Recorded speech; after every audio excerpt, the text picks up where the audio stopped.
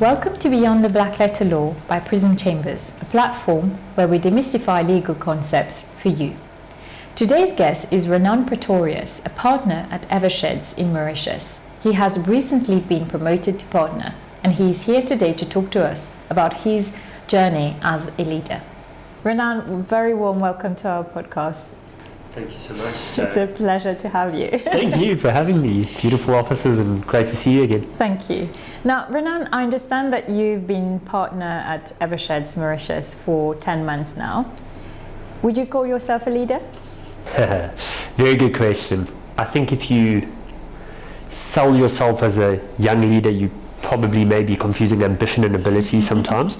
So I would like to say that I work at a lower end of the leadership scale to integrate everyone within our law firm to the higher leadership hierarchy. So maybe an undercover leader, but I've still got a lot to learn. And how have you found the shift? I mean, you were a senior associate before and then you got promoted to partner. Was it kind of an organic, natural, smooth shift into leadership, or have you suddenly felt all of this is expected of me now as a partner? It's been a quantum leap, to say the least. I would say it's akin to the jump between pupillage and becoming an associate, which is quite a progression, that in and of itself, in the expectations, billables becoming an expectation, and a certain degree of case management and client management. That same quantum leap happens between sort of senior associate and partner. I think it's sometimes undersold. You know, I haven't prescribed to children yet, and I'm only getting married later this year. But I think the true superheroes are the guys who are able to professionally balance being a good leader, being good partners, having children at home. I mean, yes. And coming into the office tired and still having to balance all those balls. So I'm very much in a situation where I'm young into that game and I'm still balancing, but sort of trying to keep the end goal in mind and as a character define myself as to where I'm going, and everything slowly but surely hopefully falls into place. So what would be your end goal? Yeah, I think my end goal would be to be a stable leader. Stability often creates comfort, and perhaps when we unpack a little bit further the difference between leadership and management and balancing the difference between outputs and outcomes, we'll see that comfort feel out of staff working alongside you on a more sort of lateral space, and also within whatever institution you may be, whether it's a law firm or a company, is quintessential, because people perform at their best when they're comfortable within their space and they have creative license to really be who they need to be, and they're there for a purpose. They're not there because they're told to be there for 8 to 5. How would you describe your leadership style? My leadership style would most certainly be more of a relaxed one. It's a bit of an anomaly if you look at my history. I come from quite a rigid background where my pupil master, as you guys may call it here, but I was an article clerk in South Africa, and the gentleman that I worked under was quite a martyr, a very difficult man. But I stuck it through with him for the 6 months. For the first 6 months. Is it a 6 months articleship, or is it 2 years, 1 year? Yeah, so it's full 2 years. 2 years. But you do 6 months generally in the bigger firms. You do 6 months within a litigation space, which is mandatory, and then you've got the balance of the 2 years in a commercial department. And so I ended up in tax and M&A space, and I got to know this guy. I stuck it out. I came from an Afrikaans background where rigidity in the elders is quite prominent, and I luckily knew how to deal with difficult oldish men, and I managed to get through that space, and it rewarded me, because after I broke through the facade of him, he was the best boss ever. It was a trust relationship. I felt it, he felt it, and some things which I understood don't need to be explained. And did you feel that in turn influenced? You mentioned that he was quite rigid, at least initially. That in turn influenced that I don't want to be that type of leader. I'm much more easygoing, and I want to feel like I have an open door policy. Anyone can walk in at any time. Sure. I think we all have different personalities. I think I'm trying to get to the end point a little bit more efficiently. it does mean you need to sense check those that you trust and those that you don't trust. You don't want to be too much of an open book, because that can often falter. But yeah, surround yourself by good, reliable people, and the fruit will be born eventually. Yeah. How does leadership work in a law firm partnership? Obviously, I have my experience from my previous lives. Do you feel that one has to emerge as an alpha leader, and then sometimes you have law firms that have senior partners and junior partners, or do you guys operate in a sense that everyone has an equal say at the table? Yeah, I think everyone has a voice at the table. Mm-hmm. I think there are certain decisions which are better suited to certain individuals taking lead on. I'm very fortunate. I'm surrounded by great partners. I must say they've treated me in a fantastic fashion. I am the junior partner, and as the youths like to say, there are levels to this game. So you need to respect that at all time. But they've been fantastic in giving me a voice, especially in realms where perhaps there hasn't traditionally been focus within law firms. I mean, the business development space, that's something traditional law firms didn't ever really focus on. So I can really drive on that, and they give me carte blanche. Yeah, I think that within that leadership space, we are pretty lateral, but I think also that's because of Mauritius. Mauritius has smaller law firms, and I think it makes it somewhat easier. But with growth, especially with numbers, that would change. There are natural progressions that would change that. But we're pretty lateral, and so between sort of pupil and partner, there's a lot of openness, a lot of discussion that takes place, and they're great coaches. I'm not in litigation per se, but I do watch our litigation partners with their pupils, and it really is it's all about teaching. They're almost quasi professors in some senses, where it's more an educational learning curve every day for the pupils, rather than what it is a leadership structure. Yeah. You mentioned coaching. I think that's also a very important attribute of being a leader, whether it's someone in your organization or outside, to have that mentorship aspect. Did you feel, as you were growing in your career and developing your own style, did you have a mentor? And if you did, do you think that was important in molding the person that you are today? I'm going to say something quite controversial. Mm-hmm. I think the mentor space is possibly overplayed. Okay. I think that juniors focus on this ideal individual to base themselves on, almost like a cheat sheet, and that's not how life works. You need to build a Frankenstein of leadership and attributes from different people that have qualities that you admire or that you aspire to, and put those into the melting pot and build your own Frankenstein. Taking one mentor, I would say your strike rate is probably about, if I were to thumbtack, 5%, that you're actually going to find someone who A, is a good teacher, has the time, knows when to give input and when to let you go and run your course and learn your life lessons. I would say that some people are a bit overly zealous about it, and some people are a bit too eager to find a mentor. So I would recommend to people to wait for the right person, and if that person is around you and you're fortunate enough to find them, great, go for it. But carve your own Frankenstein from different bits and bobs from other leaders and people around you, because we all have this in the professional world. Yeah, I mean, what you said resonates with me to some extent. There's this guy that I love his podcast. He's called Stephen Bartlett, and he became a millionaire at 19 years old, and dropped out of school and all of that. And one of the things I remember he said recently was, he thinks mentorship is overrated. I think it's similar to what you're saying as well, in the sense that there is so much information available out there now. You can find your own mentorship through listening to podcasts, to watching, going on LinkedIn, reading, learning by yourself. It's not necessary to have, as you said, a person that you see as your idol. So yeah, I think I can definitely resonate with that. I think there's one thing that you mentioned earlier about business development, and you kind of taking the lead on that, and you being given carte blanche. You have a bit of a reputation on the market, a good one, I have to say, to be a bit of a rainmaker.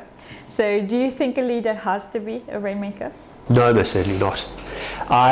We all have different roles to play. I'm fortunate enough that I come from an environment where I'm socially been exposed to a lot of very successful people, very successful firms and companies, and really about being open to having discussions with everyone on the board. And I attribute our relationship, yours and mine, to that is I was pretty fresh on the island. We had first met, and your first reaction is, opposing counsel. And we grew to like each other, and we grew to work together, and Bob's your uncle at bears fruit, right? But back to your primary question is, most certainly not. A mutual friend of ours, Jean-Francois, is a great example. He's a more quiet man. Mm-hmm. He's technically incredibly strong, mm-hmm. and very good at what he does within his space. Mm-hmm. But he operates behind the curtains. Mm-hmm. But that's the glue that keeps them all together, right? And so there's a balance for everyone. And this is the tricky thing with law firms and companies, is getting that balance right of astute individuals technically, getting the guys BD facing right. Yeah, it's an art really. So by no means is there more weight on one than the other.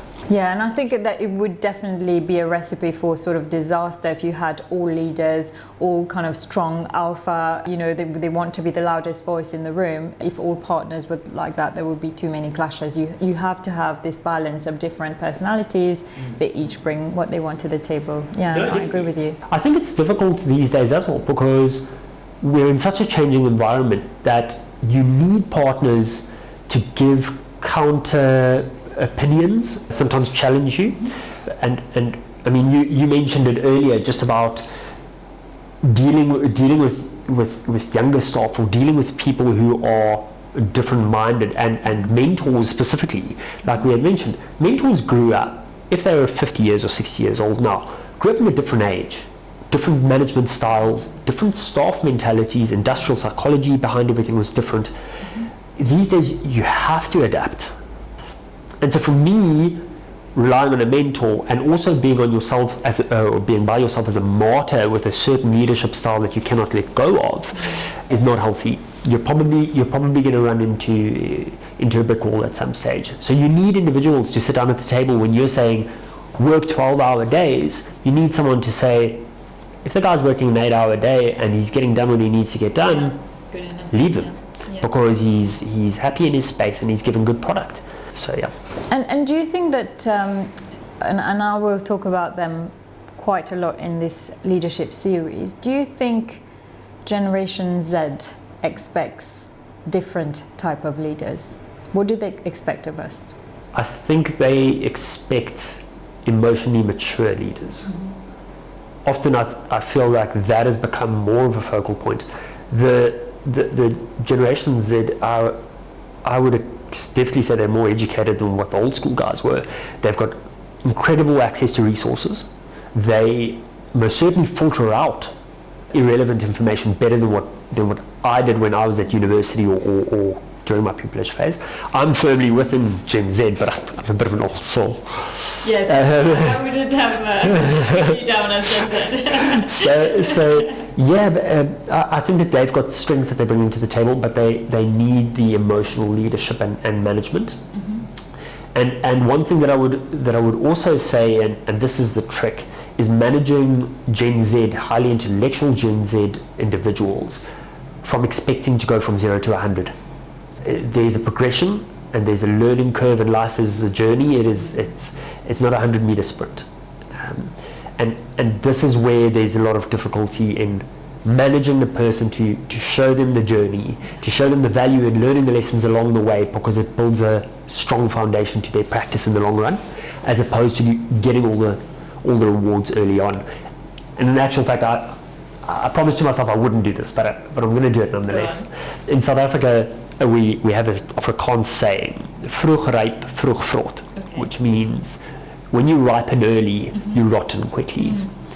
And that for me is always stuck as a really valuable piece of... You've got to be willing to play the long game, you've got to be patient, and it's just, I always use this example of when I remember when I did my training contract back in London. Obviously there's machines now doing it, but I remember the first 2 years were spent pretty much proofreading and doing all these menial tasks, but they weren't menial tasks because the attention to detail that I now have, I'm sure I wouldn't have had it if a machine did it for me then. And I think that sometimes there's this expectation of, as you said, early gains, but you have to balance that obviously with times are changing, and we leaders of today can't be expect to be like leaders of 40 years ago.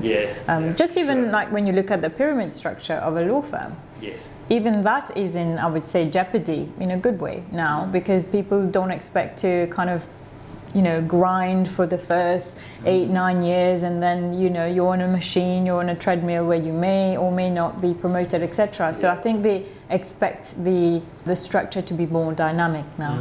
Would you agree with that? I would agree with that. I agree to parts of it and I disagree to other parts of it.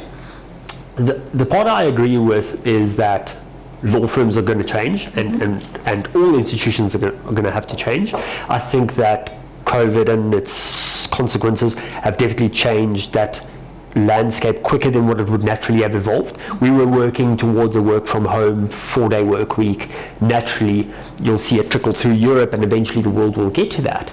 I think it's somewhat thrown fuel onto the flame, but where things are going to get really interesting is that individuals who like to push ahead in a certain practice field are always going to find themselves falling short on the detail and the maturity of dealing with a certain deal or with a certain client. And this is what I was going to say about my leadership style, is if I do go as a leader and I proactively decide I'll be a softer leader, more of a friendly, open book, you still have to be hard on the individual when the end product is not aligned. Because we can say work 4 hours in the day if you want to, but the piece of work that lands in front of you has got to be on the dot. Because if you're going to be under even more scrutiny if you've worked a 4-hour day and your work is not up to scratch. So the flip side of the coin is a dangerous game. I've always been a bit of a grafter, more than what I have been the other way around. I don't always say I'm naturally gifted intellectually, but nonetheless, for me, that's going to be the evolution. The evolution is going to be holding individuals to account, because we're all mature adults at the table now. I have seen in the market recently, particularly for banks, audit firms, a little bit law firms, but not so much, management companies, we are experiencing the great resignation. There's been, a lot of young people in their 20s or early 30s who don't particularly have commitments to Mauritius are considering moving abroad, and they are. So do you think that on the flip side of being stern as to the quality of work and being more rigid and holding them accountable, they'll just go off they go? It's capitalism at play, isn't it? And in the same way as what I love it when my share portfolio goes up, the share portfolio goes down at times. And in the same way as that there's a great resignation, there will be a great hire. It's all about positioning yourself as a jurisdiction which is worth sticking around in.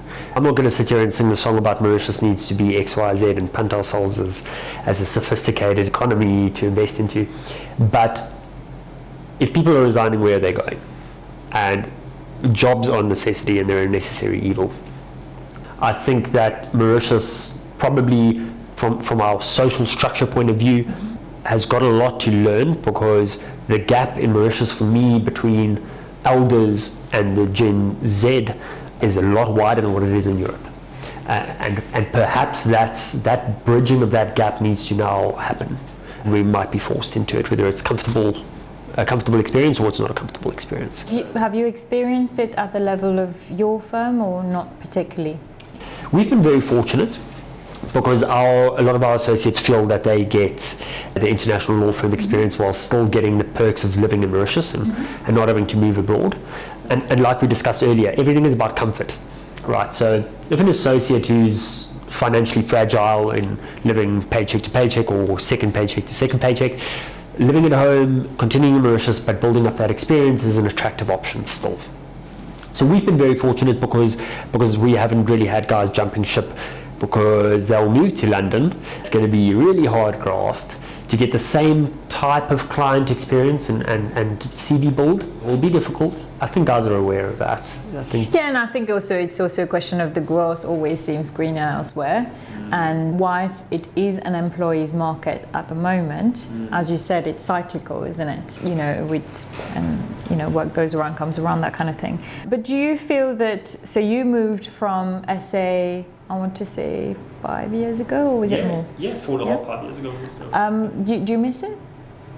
Do you feel that you could have, you know, sometimes you wonder, what if I had stayed in my law firm, or I think you were at Deloitte there, and became a leader there as opposed to... Sure. Yeah, it's a great question. South Africa has its perks. It's become a nice holiday.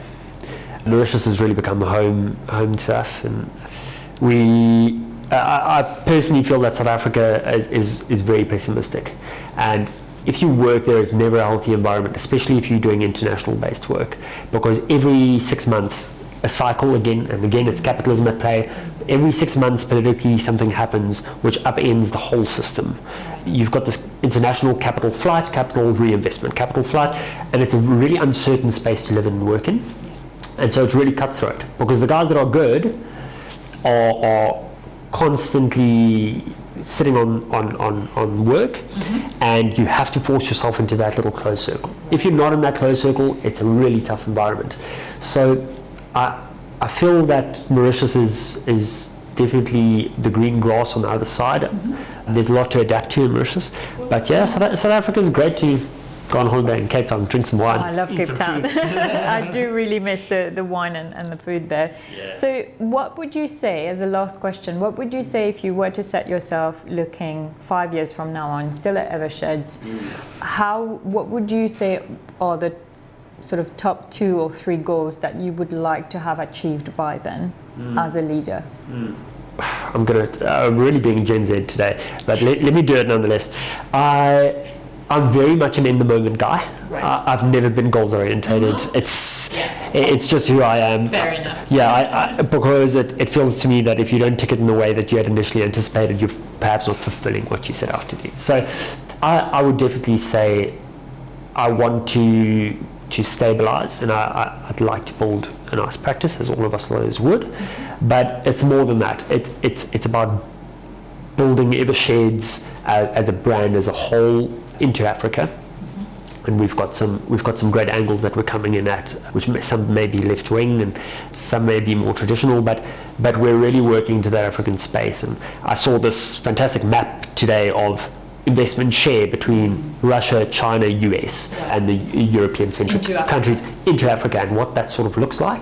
And we'll all be incredibly surprised to see how little Europe and America actually have to play in there. And so really we're all going to have to start thinking about Africa differently, and that's where my goal is really to try and dominate that African space in certain sectors from the launch pad, being Mauritius. One of the things that I like so much about you guys is that you, if I may be candid, you guys aren't insecure.